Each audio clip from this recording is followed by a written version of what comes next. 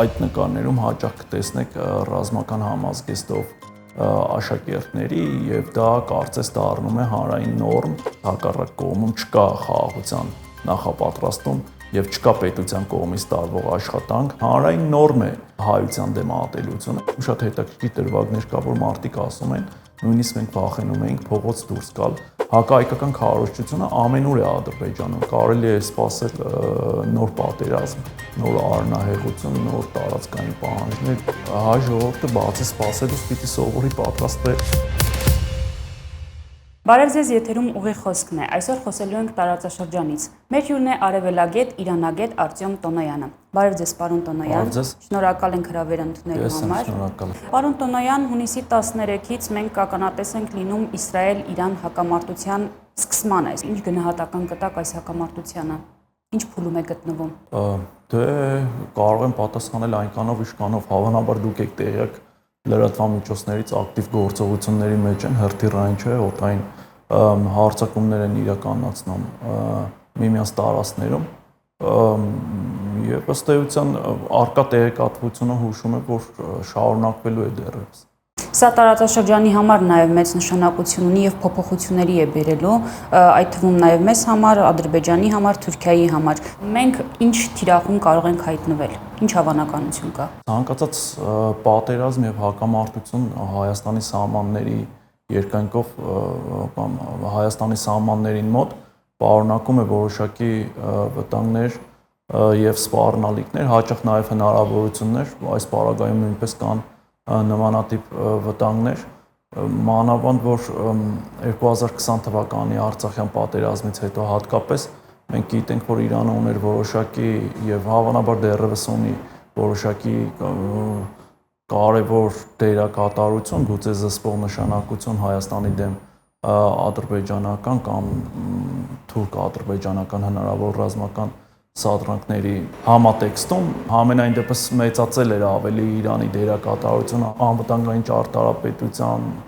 վերակառուցման համատեքստում 2020 թվականի պատերազմից հետո եւ ամենևին ուրախացնող իրավիճակ չի նաեւ այս առումով այնիշ տեղի ունենում այս բային Իրանի հետ եւ Իրանի տարածքում պատերազմով զբաղված լինելը մեծ հաշվով կարող է հնարավորություն ստեղծել այն ուժերի համար, որոնք ունեն նպատակ ռազմական սադրանքի միջոցով Հայաստանի ինքնիշխան տարածքի նկատմամբ ինչ-որ խնդիրներ լուծել։ Այս լարվածության ֆոնին նաև Ադրբեջանում ակտիվանում են հակաիրանական տրամադրությունները։ Այս առումով ինչ կասեք։ Ադրբեջանցիների ինքնության մեջ օտարներից մեկը, եթե հիմնական օտարը կամ թշնամին մենք ենք հայերս, բայց նաև կա որպես հիմնական օտար կամ թշնամի նաև կառուցարկված Իրանի կերպարը, հակաիրանական տրամադրություններ միշտ են եղել Ադրբեջանում, հատկապես Խորհրդային Միության փլուզումից հետո, երբ իշխանության էր եկել Ադրբեջանի ժողովրդական ճակատ կուսակցությունը իր առաջնորդով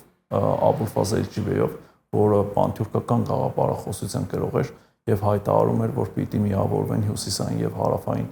Ադրբեջանները, այսինքն եւ կա որոշակի էքսպանսիոնիստական բաղադրիչ հակաիրանական քարոզչության մեջ եւ նաեւ հակառակը կա իրանաֆոբիա որոշակի Ադրբեջանում պայմանավորված այն հանգամանքով, որ իբր Իրանը որպես թեոկրատիկ կամ կրոնապետական երկիր կարող է լինել սպառնալիք Ադրբեջանի աշխարհիկությանը,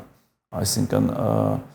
շատ հաճախ է շեշտվում այն, որ Իրանի արտաքին քաղաքականության գերակա ուղղություններից է հեղափոխության, իսլամական հեղափոխության եւ իսլամական մոդելի պետության կառավարման իսլամական մոդելի արտահանումը եւ Ադրբեջանը որպես շիայական մեծամասնությամբ երկիր հետեւաբար թիրախային ուղղություններից մեկն է։ Այս քարոզչությունը Ադրբեջանում պարբերաբար տարվում է եւ ուրեմն սա նաեւ ձևավորել է որոշակի իրանաֆոբիա Ադրբեջանում, եթե դուք հետևեք իրենց լրատվական դաշտում տեղ գտնող խոսքերին, հրապարակումներին, նաև ձերբակալություններին եւ առաջադրվող մեղադրանքներին շատ հաճախ կտեսնեք լրատվական հրապարակումներում, որ մարտը առանց հիմնավորումների մեղադրվում է օրինակ հօգուտ Իրանի լրտեսության մեջ կամ ձերբակալվողին առաջադրվում է հոդված գոյություն ունեցող կարգը տապալելու եւ իսլամական պետություն ստեղծելու մեջ այդպիսի նույնիսկ քրեական մեծ գործ կա հենց հիմա Ադրբեջանում, կոչվում է Քարիմի Դյովլատ, այսինքն իսլամական պետություն ստեղծողների մեղադրանքները բոլորը անցնում են հենց այս գործով։ Պարոն Տոնոյան, դուք ստեղծել եք հարթակ, որտեղ ներկայացնում եք ժամանակակից Ադրբեջանը, այսինքն ներքին հարցերից, փոփոխություններից մինչև արտաքին քաղաքականություն։ Այս առումով ինչու է կարևոր հասկանալ, ճանաչել Ադրբեջանը մեզ հայերիս համար։ Նախ մաս է մեր տարածաշրջանի, հարևան է Ադրբեջանը Հայաստանի Հանրապետության, երկրորդը նաև ինչպիսի որակում էլ տանք լինի թշնամի թե բարեկամ պետք է ճանաչել, եթե թշնամի է պետք է ճանաչել հարաբերվել կարողանալու եւ վտանգներն ու մարտահրավերները ճանաչել կարողանալու համար, եթե բարեկամ է, բայց Ադրբեջանը բնականաբար բարեկամ չի, ես ընդհանուր մոտեցումն եմ ասում ճանաչելու իմաստով։ Հիմա Իրանը բարեկամ է, բարեկամ երկիր է, պիտի ճանաչել ընդդեմ Հայաստանի եւ Հայության թշնամական թե բարեկամական պիտի ճանաչել։ Այդ ալիքում դուք այսպես ասած տեսակավորում եք, հա, թեմաները, կա դպրոցներում տարվող քաղաքականության մասին, կա նաեւ հակահայ քարոզչության մասին, որը ըստ շատ ձևակերպումների ավելի ագրեսիվ է տարվում 20 թվականի պատերազմից հետո։ Այս առումով ինչ կասեք։ Պատակներից մեկը հենց այն է, որ ներկայացնել պետությունը այնպես ինչպես կա։ Ասենք հիմա դպրոցական ձեր նշած շարքը շատ հաճախ չի ուղեկցվում մեկնաբանություններով,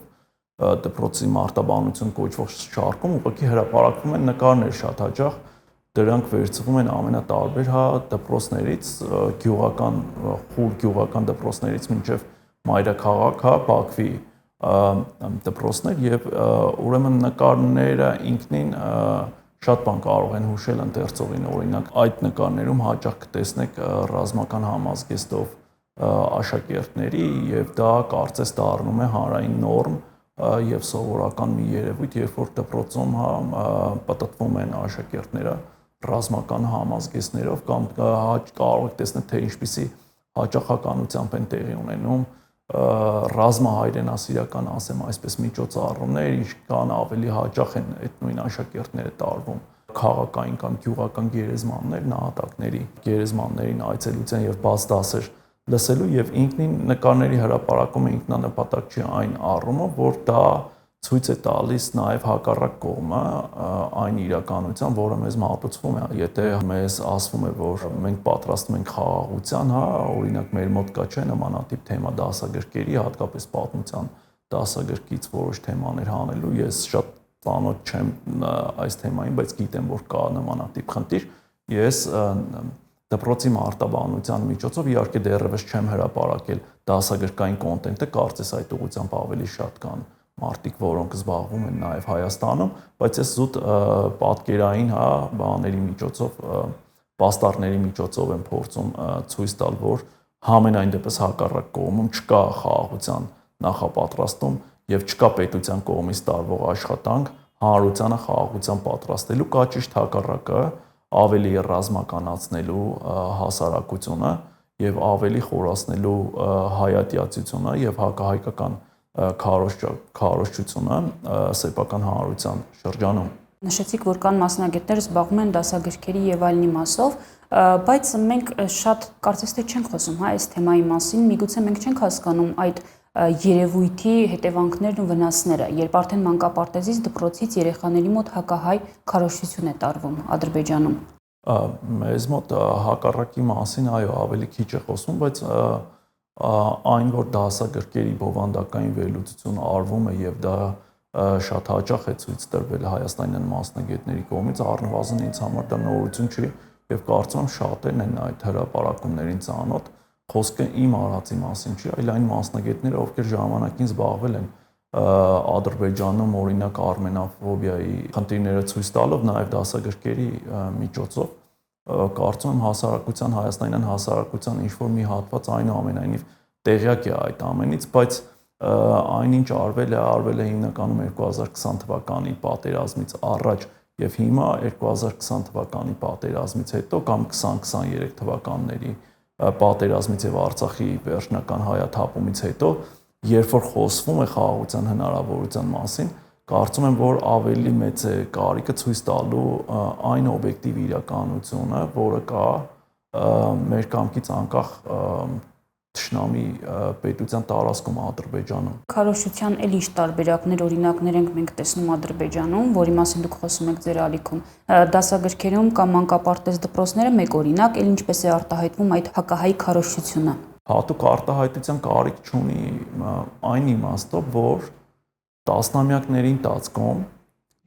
Ադրբեջանում իրականացված հետևողական քաղաքականությունը բերել է մի իրավիճակի, որ հայատյացությունը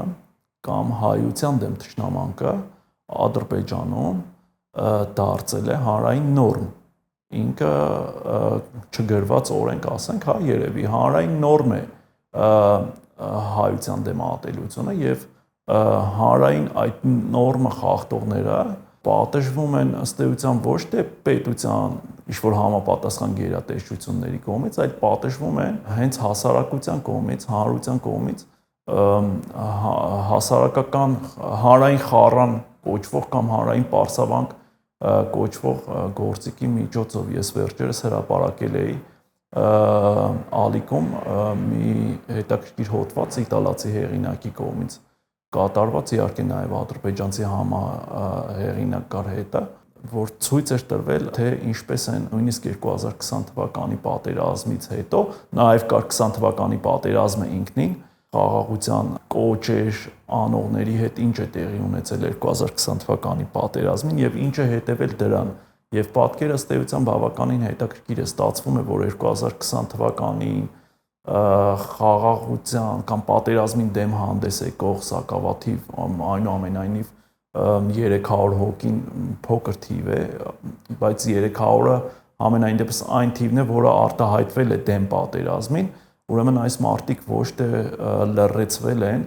Ադրբեջանի պետանվտանգության ծառայության միջոցով, այսինքն պետանվտանգության ծառայություն կանչվելով, իհարկե դա էլ է տեղի ունեցել որոշների դեպքում, այլ հանրային պարսավանքի կամ հանրային խառանի միջոցով, եւ այդտեղ շատ հետաքրքիր դրվագներ կա, որ մարդիկ ասում են, նույնիսկ մենք վախենում էինք փողոց դուրս գալ եւ վախեցել են հատկապես իրենց ընտանիքների անվտանգության համար։ Եվ ուրեմն ինչ է տեղի ունենում պատերազմից հետո անմիջապես, երբ որ պետության կառավարողները կամ ռեպրեսիվ ապարատը ականատեսն է այդ իրականության, երբ որ այլևս իր տասնամյակների աշխատանքը տվել է վերջնական պտուղներ եւ հայատյացությունը Ադրբեջանում դարձել է հանրային նորմ, ինքը շատ ավելի հեշտ է սկսում ճնշել եւ բանտարկել այն քիչ արդեն հազվադեպ մարդկանց, ովքեր կհամարձակվեն 2020 թվականից հետո խոսել խաղաղությունից, խոսել Հայաստանի հետ խաղաղությունից։ Հիմա ադրբեջանական կալանավայրերում, այդ թվում նաև Քյուրդախանում կան եւ քաղաքացիական ակտիվիստներ եւ գիտնականներ եւ նաև հանրային ակտիվ գործիչներ, որոնք հայտնվել են կալանավայրում զուտ միայն այն պատճառով, որ հնարավոր են համարել Հայաստանի հետ խաղաղությունը։ Տեսեք, պարադոքսալ է, չէ՞, ինքը Իլհամ Ալիևը միջազգային երկրի նախագահ միջազգային կազմակերպություններում խոսում է Հայաստանի հետ խաղաղության հնարավորության մասին, բայց ձերբակալել է տալիս կեղծ մեղադրանքներով եւ փոխադրում բանտեր բոլոր այն մարդկանց, ովքեր կհամարձակվեն խոսել Հայաստանի հետ խաղաղությունից։ Մարդը ընդամենը հարցազրույց տալու համար հայաստանյան լրատվամիջոցներից մեկին ուրեմն ստացել է այս մեղադրանքը եւ հայտնվել բանտում պետական դավաճանության եւ այլն ամենաբարդ մեղադրանքներով հայտնվում են բանտերում։ Այսինքն մենք այստեղ տեսնում ենք բռնապետության օրինակ, մեկ խոսքի համար արդեն բանտարկություններ եւ այլն։ Էականը մեկ խոսքը չի, մեկ խոսքը կարող է լինել օրինակ Իլհամ Ալիևի թիրախավորումը եւ օրինակ Իլհամ Ալիևի ընտանիքի թիրախավորման համար մարդը հայտնվի բանտում։ Օրինակ տեղեկություններ հրապարակելու համար, որ չգիտեմ, օրինակ Իլհամ Ալիևը Լոնդոնում ունի այս կապիտալը, Մոսկվայում ունի սամ եւ այլն, բայց այստեղ ոչ թե պարզ ռեժիմի քննադատողների մասին է, որոնք քննադատության համար են հայտնվում բանտում, այդպիսինները նույնպես կան, այլ խոսքը վերաբերում է այն մարդկանց, ովքեր հայտնվում են բանտերում եւ կալանավայրերում, միայն նրա համար, որ համարում են հնարավոր Հայաստանի հետ խաղաղությունը եւ հայ ժողովրդի հետ խաղաղ համակեցությունը, սրանք մենք պիտի ինձ թվում է տարբերենք իրարից, հասկանալու համար, թե ինչպիսին է պետության իրական վերաբերմունքը խաղաղության պայմանագրի Հայաստանի հետ ընդհանրապես այո խաղաղ համակեցության նկատմամբ մեկ բան է, որ դու հայտարարում ես, որ մենք պատրաստ ենք, մենք նույնպես ուզում ենք խաղաղություն, նույնիսկ մենք ենք դրա նախաձեռնողը չէ, ինքը շատ հաճախ է դա կրկնում եւ մեկ այլ բանի մասին է խոսում քո վարած քաղաքականությունը սկսած ռազմահայրենասիրական դաստիարակությունից դպրոցների մինչև խաղաղության մասին խոսող մարդկանց կալանավորում եւ ավելացնենք նաեւ դրան նոր քարոզչական թեզերը ընդհանրապես ծավալապաշտական, որոնք տարածվում են եւ ներդրվում հանրային գիտակցության մեջ, ասենք, չգիտեմ, Հայաստանի Հանրապետությունը Արևմտյան Ադրբեջան են անվանում, Հայաստանի Հանրապետության տարածքը անվանում են պատմական ադրբեջանական հող, հայտարարություններ են անում, որ մենք պետք է վերադառնանք եւ այլն եւ այլն, այսինքն երբ որ դուք հարցնում եք թե ուրիշ ինչ միջոցներով մենք կարող ենք տեսնել հակահայկական քարոզչություն Ադրբեջանում, հակահայկական քարոզչությունը ամենուր է Ադրբեջանում, սկսած ետերներից, բոլոր պետական հեռուստաընկերությունների ետերները, եթե դուք նայեք, սկսած ամենապարզ լուրերի հրապարակումից մինչև վերլուծական հաղորդումներ, մուլտֆիլմեր, չգիտեմ, ֆիլմեր եւ այլն, ամենտեղ դուք կարող եք տեսնել հակահայկականությունը։ Կա նաեւ անհատի պաշտամունք Ադրբեջանում։ Սա նաեւ կարող ենք որպես բնութագրիչ կոնկրետ գիծ տանել, Ադրբեջանի նկարագրելու համար։ Անհատի պաշտամունքի հետ կապված երևի այլ համատեքստում պիտի սա քննարկել, որովհետեւ ձեր նշածը ավելի շատ կապված է ռեժիմի վերարտադրությունը ապահովելու եւ այսպես կոչված գաղափարախոսական մակարդակում, այսինքն ադրբեջանականությունը որպես պետական գաղափարախոսություն անհատի հետ կապակցելու եւ այս միջոցով այդպիսի մի տերմին կա, տարալուծվող կամ ցրված աջակցություն ապահովելու։ Երբ որ ադրբեջանականության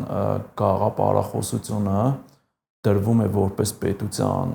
պահպանման անջատողականությունը կանխարգելելու որպես գաղափարախոսություն եւ դա կապակցվում է մեկ անձի հետ, այսինքն Հեյդար Ալիևի հետ, դա ստեղծում է հնարավորություն, որ մարդկանց կամ հանրային գիտակցության մեջ դրվի մի վախ, որ եթե մենք շեղվենք ադրբեջանականության գաղափարախոսությունից, որի ներդնողը եւ իրականացնողը շարունակականությունը ապահովողը Ալիևներն են, այսինքն հայրը ներդրել է եւ որդին շարունակում է, ապա մենք կարող ենք ունենալ դրա պատճառով, չգիտեմ, նոր պատերազմ, նոր տարածքային կորուստներ, նոր անջատողական շարժումներ եւ այլն, գուցե այնքանով իշկանով այս համատեքստի հետ է կապված։ Եթե ընդհանուր մենք իմի բերենք Ադրբեջանի պատկերը եւ կերպարը, Հայաստանը ինչ վտանգներ, սպառնալիքներ պետք է սպասի Ադրբեջանից։ Հակառակ կարելի ասել ներկայիս տարվող քաղաքականությանը, գաղափարախոսությանը եւ այլն։ Ամենավատագույնը ասենք, մնացածը թողնենք մի կողմ, կարելի է սպասել նոր պատերազմ, նոր առնահեղություն, նոր տարածքային պահանջներ, նոր դժբախտություններ, այսինքն սպասելի է ամեն ինչ, չկա ինչ-որ սահման, որ այսա հնարավոր չի որ անեն, այսա բացառված է, այլ է խնդիրը, թե ինչպիսի ժամանակ կընտրեն, արդյոք հիմա կուզենան նոր սադրանքների դիմեն, թե կսպասեն եւս մի քանի տարի, բայց հավանականությունը այնուամենայնիվ, որ իրենք չեն գնալու խաղաղության պայմանագրի, սա էլ մեկ այլ թեմա է քննարկումը, թե ինչու պետք չի իրենց խաղաղություն։ Մենք ձեր հաղորդման ընթացքում խոսեցինք երևույթների մասին, որոնք թույլ են տալիս մեզ ենթադրել, որ իրենք չեն պատրաստվում խաղաղության եւ խաղաղ համակեցության։ Մեկ այլ թեմա է եւ գուցե մեկ այլ խոսակցության նյութ այն, թե ինչու իրենք չեն ուզում։ Բայց եթե պետությունը չի պատրաստվում խաղաղության եւ եթե ունի պետությունը խաղաղության չգնալու համար հիմնավոր պատճառներ, համենայն դեպս Հայաստանի հետ եւ հայ ժողովրդի հետ խաղաղությունը սահմանում է որպես գոյաբանական սպառնալիք իր ընկալումներում, տվյալ պետության քաղաքական վերնախավը, ուրեմն պիտի սпасել ամեն ինչի, այսինքն սпасել նոր ռազմական սադրանքի, որպեսզի իրենք կարողանան պահպանել կոնֆլիկտը կամ պահպանել հակամարտությունը։ Նշած հակամարտությունը կամ կոնֆլիկտը հնարավոր է լինի նաև տնտեսական ինչ-որ դրդապատճառներից։ Ադրբեջանում օրինակ կան նաև ներքին չէ շատ խնդիրներ, որոնք կարող են լինել այդ հիմքը, որի վրա կսկսվի հակամարտությունը Հայաստանի դեմ։ Դե ընդհանրապես փոխկապակցված են, այսինքն ամեն ինչն էլ փոխկապակցության մեջ պիտի նայել։ նույն, ասենք, չգիտեմ, 2016 թվականի պատերազմը եթե նայեք, պատճառներից մեկը հավանաբար այն էր, որ տեղի ունեցավ նավթի, գնանկում, կարծեմ թե հասավ պատմական մինիմումի, հետո դրան հաջորդեց մանատի արժեզրկում դեվալվացիա, ընդ որում երկմակարդակ դեվալվացիա, սրան հաջորդեցին ապակենտրոն սոցիալական ցույցեր ամբողջ Ադրբեջանի տարածքով, ոչ Բաքվում, այլ Բաքվից դուրս ապակենտրոն հյուսիս, հարավ կենտրոնական եւ արևմտյան շրջաններ, եւ որից հետո գնաց պատերազմի 16 թվականի ապրիլյան պատերազմը տեղի ունեցավ։ Հիմա սա կարող է մեկնաբանվել որպես տնտեսական նաև պատճառով պայմանավորված պատերազմ։ Իհարկե կարող է նաև դա լինել պատճառներից մեկը։ Եթե ոչ հիմնականը, գոնե ասենք օժանդակ ինչ-որ մի պատճառ անպայման դա է եղել։ Եվ հետաքրքիր է նաև այն մեխանիզմը, որը գծվում է ուրեմն այս պատերազմով։ Ինքը պատերազմի միջոցով հաղթահարում է ներքաղաքական լարվածությունը, սոցիալական ճգնաժամի պատճառով փողոց դուրս եկած ցույցերը մարում է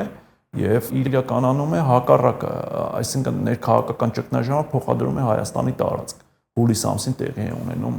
ինչ էր այդ ՊՊՑ գնդի գրավումը, որի պատճառներից մեկը հայտարարված էր ապրիլյան պատերազմը, ապրիլյան պատերազմի կարծեմ թե եթե ճիշտ եմ հիշում։ Ու այսպես շարունակ, այսինքն կարող եք 2016 թվականից հետո նորից այլ պատճառներ գտնել 2020-ին, բացի քաղաքական, այսինքն պատճառներից, նաև 2020 թվականի պատերազմի ժամանակ սա էլ տեղի ունեցավ, ինչի ժամանակ այդ կորոնավիրուսային համաճարակի օրերին էր եւ եթե չեմ սխալվում նաև այդ ժամանակ կար նավթի գնանկում, ընդհանրապես պետական ապարատի աշխատանքի արդյունավետության եւ կազմակերպման խնդիրներ կային եւ այլն։ Նույն 2020 թվականի հուլիսին պատմության մեջ առաջին անգամ հետխորհրդային Ադրբեջանի պատմության մեջ առաջին անգամ փողոց դուրս եկած մարտիկ, որի պատճառը հուլիսյան բախումներն էին, Տավուշի հատվածի լծվեցին խորհրդարան եւ այլն, այսինքն ինքը համալիր պատճառներով կարող է պայմանավորված լինել եւ այդ պատճառներից մեկը կարող է լինել նաեւ տնտեսականը։ Մանավանդ երբ որ ինքը ունի փորձած մեխանիզմը, որ կարողանում է պատերազմի միջոցով հաղթահարել ներքաղաքական ճգնաժամը, լինի դա սոցիալական թե տնտեսական, եւ փոխադրել դա թշնամի պետության տարածք, այս դեպքում Հայաստանի Հանրապետության տարածք։ Ներքաղաքական իրավիճակի առումով Հայաստանում 2020 թվականի պատերազմից հետո նույնպես լարված է եղել, ճիշտ է, ներքաղաքական իրավիճակը 21-ին նույնն է եղել, 22-ին նույնն է եղել, 23-ին նույնն է եղել, այսինքն ամեն պատերազմական կամ սադրիչ ռազմական գործողությանը հաջորդել է ներքաղաքական ճգնաժամ Հայաստանում։ Եվ եթե դու ունես այս բանաձևը, ինչու պիտի չօգտագործես դա հաջորդ անգամ, երբ որ դու ունենաս հերթական խնդիրը քո պետության տարածքում։ Այսինքն իմի բերելով Հայաստանը, հայ հասարակությունը պետք է Ադրբեջանից սպասի ամեն ինչ։ Իրականում հայ ժողովուրդը բացի սպասելուց պիտի սովորի պատրաստվել, այսինքն սպասելը մի բան է, սպասելուն զուգահեռ պատրաստվելը եւ լուծումներ գտնելը թույլ չտալու համար, դա մեկ այլ բան է։ Շատ լավ, շնորհակալություն շատ, պարոն Տոնոյան, կարևոր զրույցի համար։ Այս թեման կարծում եմ պետք է անընդհատ արտարծվի, անդրադարձ կատարվի այս թեմային, որպեսզի հասարակությունը եւս այդ ձեր ասած բացի պատրաստվելուց, սպասելուց նաեւ պատրաստվի։ Եթերում ուղիղ խոսքներ զրուցեցինք Արտյոմ Տոնոյանի հետ, հետագա հաղորդումներին հետևելու համար կարող եք բաժանորդագրվել Լամեդիայի YouTube-յան ալիքին։ Հաջողություն։